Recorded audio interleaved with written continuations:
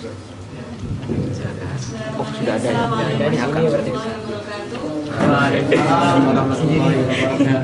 Alhamdulillah.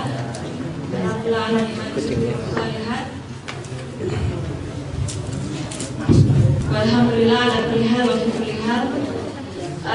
Sungguh suatu kebanggaan, keharuan yang sangat mendalam ketika benar-benar melihat background ini tertantang. Tadi pagi baru terpampang di Facebook, sekarang sudah di sini. Dan slide ini bisa diputar, dan teman-teman mahasiswa yang penuh gelora datang dengan pakaian serba hitam. Aku enggak. Ini adalah suatu keharuan yang belum sampai 2 minggu yang lalu masih berbalut ke pesimisan bagi kami untuk bagaimana kita akan kemas acara, bagaimana kita akan menjalin reaksi teman-teman dan sebagainya. Tapi semua itu terjawab sore ini, dan alhamdulillah kita yang masih jauh di sini, yang beribu-ribu mil dari Jakarta, masih tetap bisa dengan baik merespon polemik yang ada di sana. Tadi saudara Andi selaku moderator sudah memberikan stimulan ya tentang apa yang akan dibahas di sini.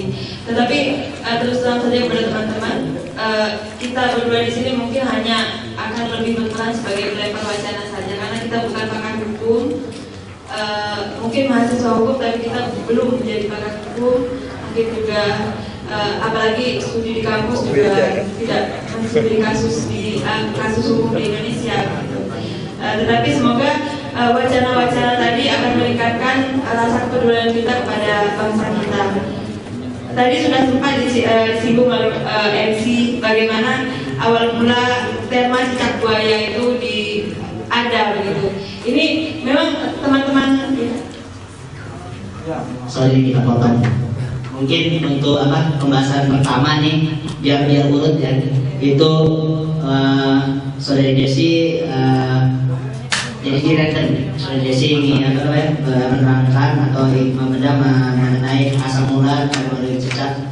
Kemudian Saudara Rashid selanjutnya. Dan mungkin waktu 5 menit. Oke, silakan terus.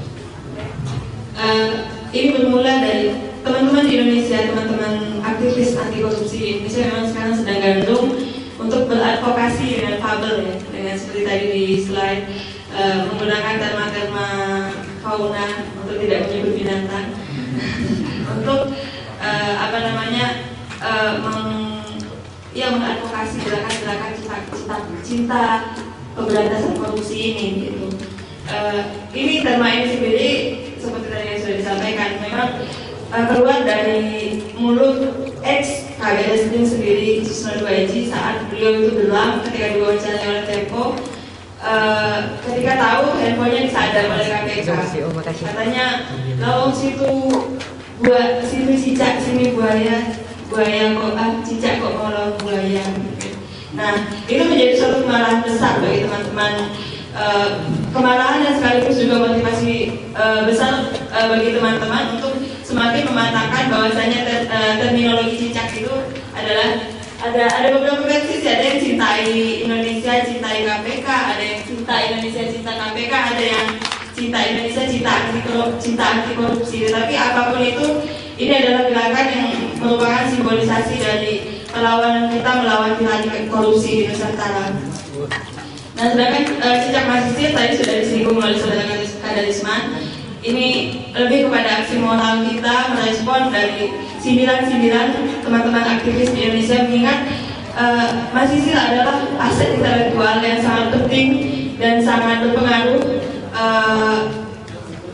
perannya jika sampai mengeluarkan pernyataan sikap atau aksi-aksi seperti ini, dan itu akan sangat berpengaruh kepada perkembangan isu di Indonesia dan perkembangan respon-respon di negara-negara lainnya. Dan alhamdulillah memang seperti yang disampaikan oleh saudara Kadarisman tadi, sampai saat ini sudah banyak PPI atau komunitas mahasiswa di luar negeri yang juga ikut menggelar aksi-aksi serupa.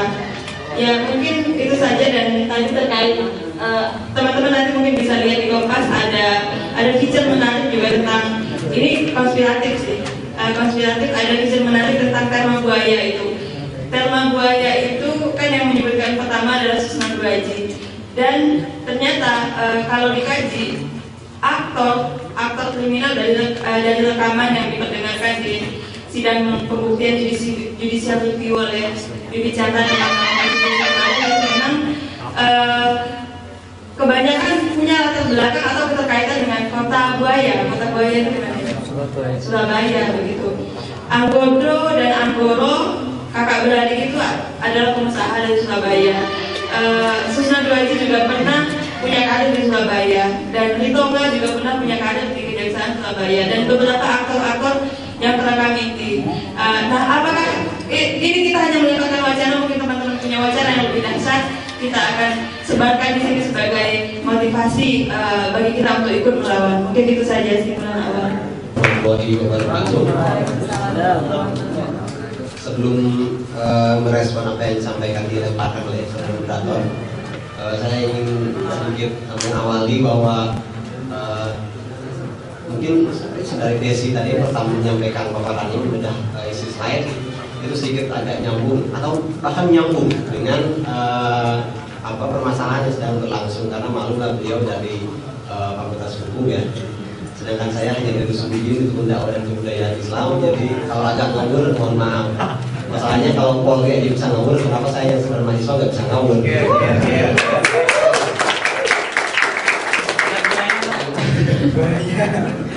Tadi sudah dibahas tentang cicak dan buaya, tidak perlu dibedakan mana yang cicak mana yang buaya depan ini.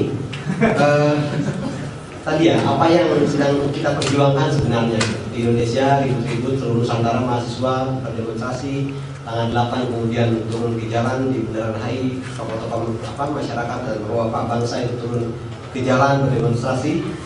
Kemudian juga di luar negeri pun kita tidak mau ketinggalan, kita terus mengadakan acara seperti ini, walaupun kita tidak katakan ini berdemonstrasi tentu saja. Di Prancis, di Australia dan sebagainya. Sebenarnya apa yang sedang kita perjuangkan dengan semua ini? Saya sendiri secara pribadi yang mengikuti pemberitaan dari awal terjadinya konflik KPK, Polri dan Kejaksaan Agung sampai sekarang yang sebenarnya belum menemui titik cerah.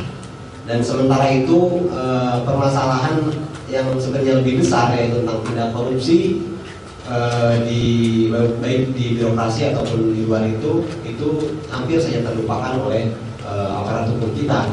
Jadi akhirnya bangsa kita ini sekarang ini dikuras energinya, perhatiannya untuk menyaksikan bagaimana aparat hukum kita saling siku, saling pukul, saling gesek satu sama lain. Dan koruptor yang biasanya kita katakan tikus itu sampai saat ini mungkin sedang bertepuk tangan menyaksikan kepenyebaran yang sedang dilakukan oleh aparat hukum kita. Nah, yang kita perjuangkan menurut saya itu ya melihat apa yang terjadi adalah kita tidak sedang membela personal Wiwit dan Chandra tentu saja, karena pembelaan personal itu tentu saja merupakan tugas dari advokat. Akan tetapi yang sedang diperjuangkan oleh kawan-kawan Cica, kemudian kawan-kawan yang lain di Indonesia atau di sini adalah bagaimana supaya segala konflik internal yang terjadi antara lembaga-lembaga hukum tersebut kemudian bisa berhenti dan kemudian